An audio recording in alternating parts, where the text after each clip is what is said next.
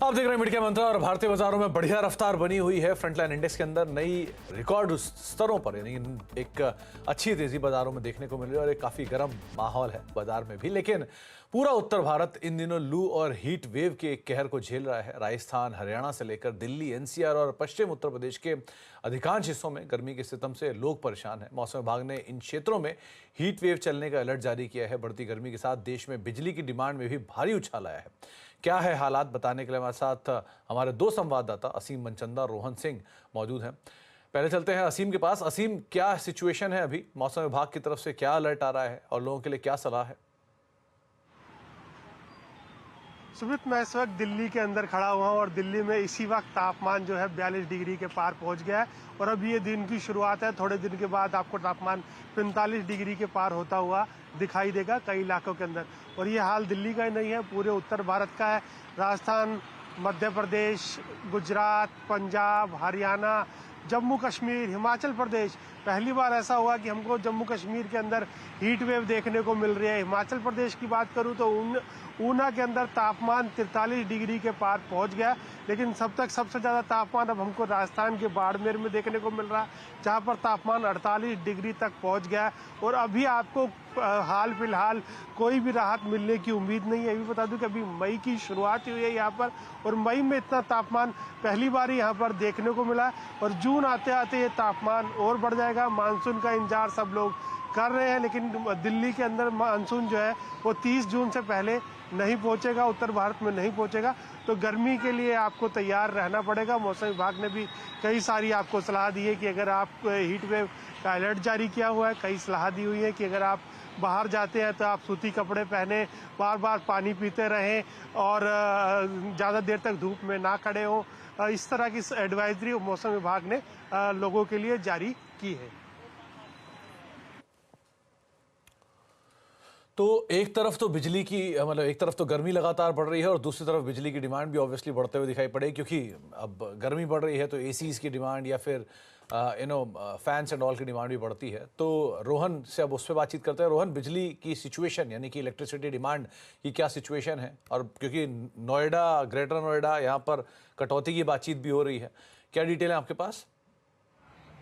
जी बिल्कुल बिल्कुल, अगर हम पूरे एनसीआर रीजन की बात करें तो अब तक की सबसे ज्यादा डिमांड देखने को मिल रही है। 8000 मेगावाट जो है उसके आंकड़े को पार कर गया कल दोपहर के लगभग, और अभी मैं थोड़ी देर पहले देख रहा था तब भी लगभग 8000 के लगभग ही था।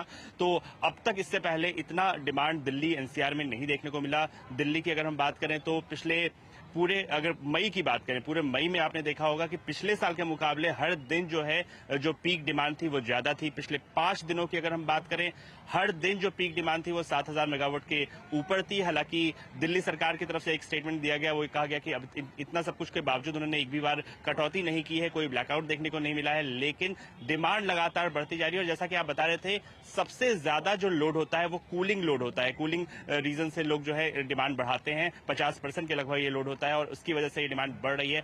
एनसीआर की पूरी अगर हम बात करें, नोएडा में आमतौर पे औसतन 1600 मेगावाट होती है। इस वक्त जो डिमांड है वो 2200 मेगावाट की है पीक डिमांड। नोएडा की कई सोसाइटीज में लोगों ने प्रदर्शन भी करना शुरू कर दिया है कि वहां पे बिजली की कटौती हो रही है। सेम इसी तरह की सिचुएशन गुड़गांव में भी है, ग्रेटर नोएडा में भी आपको देखने को मिल रही है।